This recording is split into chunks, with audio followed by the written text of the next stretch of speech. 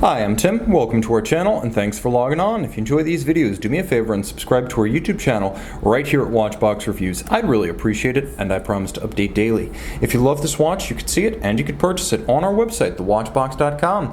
And today we are discussing a lovely transitional Rolex Submariner, the transitional reference made from 1979 to 1987, reference 16808. 18 karat yellow gold, 40 millimeters, Serti dial, wonderfully handsome with an evocative combination of diamonds, sapphires, yellow gold, and blue tones.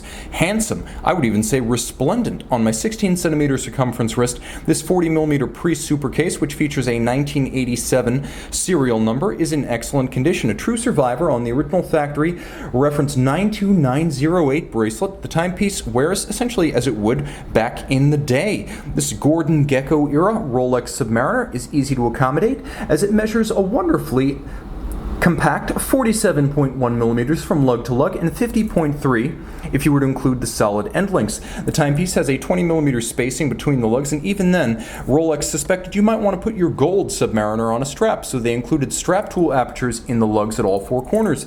The bracelet is in excellent condition. This is always important in an older gold Rolex, and this watch is well into the realm of vintage. You can see that the definition of the crown on the buckle has been worn down somewhat over time, but the definition of the form of the links in the buckle remains deep and sharp. You'll also appreciate that the system remains crisp and functional for locking in place, and there are individual apertures inside for changing the anchoring point. There is also a fold-out dive extension, still in excellent condition. The Oyster clasp still secure and intact, and the bracelet likewise. Now, there were some changes when you stepped up from the standard stainless steel model back in the day, and they included solid end links, and this was really part of the beginning of solid end links in the Rolex sports watch catalog. You can also see that the solid center links are a feature of this bracelet. It has considerably less play and rattle than contemporary stainless steel Rolex Oyster bracelets. Rolling to the case, you can see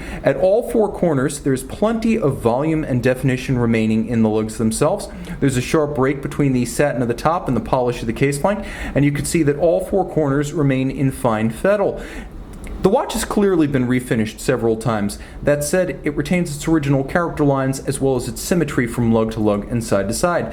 Rolex triplock crown, you can see the three dots for a triplock in gold.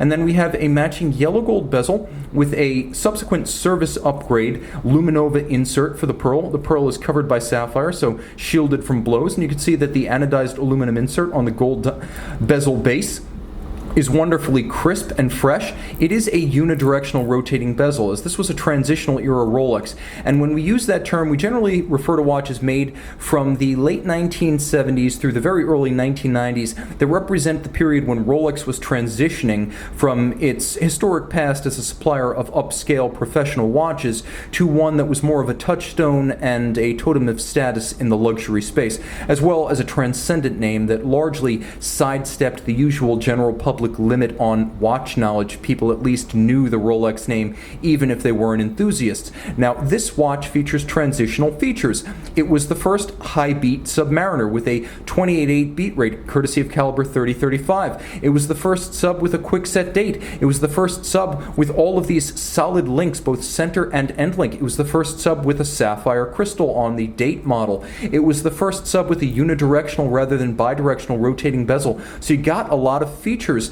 that were very avant-garde at the time and representing the bleeding edge of tech, but today they seem like what we would expect from a standard Rolex, which is why this is a great model, because you don't really have to worry about the compromises you would get on a true vintage watch. No weird low beat rate bidirectional bezels, too old to swim with it, plexiglass crystals, delicate. This watch has none of those limitations. The dial is a lovely gold sunburst with gold indices atop which sapphires have been set, as well as diamonds. This Serti style dial was of course original to the watch, and you can see it's tritium signed, though I'll be clear, the hands as well as the bezel the bezel insert are service replacement Luminova items, so the watch does remain luminescent at night. You can see a matching gold metallic disc for the date, and of course this generation of Rolex was the first Submariner date with a quick set. 300 meters, not 200 meters like previous models, were chart in all of the changes compared to the old 1680. Under the case back, and you can still see the Jubilee pattern Rolex holographic sticker,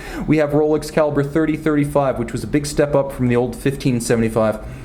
So when this model launched in 1979, it was automatic, 45 to 48 hour power reserve, 28 8-beat rate, that is 8 beats per second or 4 hertz, stop second, quick set date, a free sprung balance with an overcoil Breguet style hairspring made by hand, allowing the watch to earn a COSC chronometer certification adjusted in 5 positions. And it was a 27 joule movement back in the day, so a little bit different from today's 31 joule, 3135 or 3235, but the functional aspects of the watch match those of current production, 70-hour power reserve accepted. And of course, these watches are still able to meet their water resistance rating, so you can still swim with them. They're not so old that they have to be babied. And that's the best of both worlds, vintage charm with modern functionality. See this 16808 and make it yours on the watch box.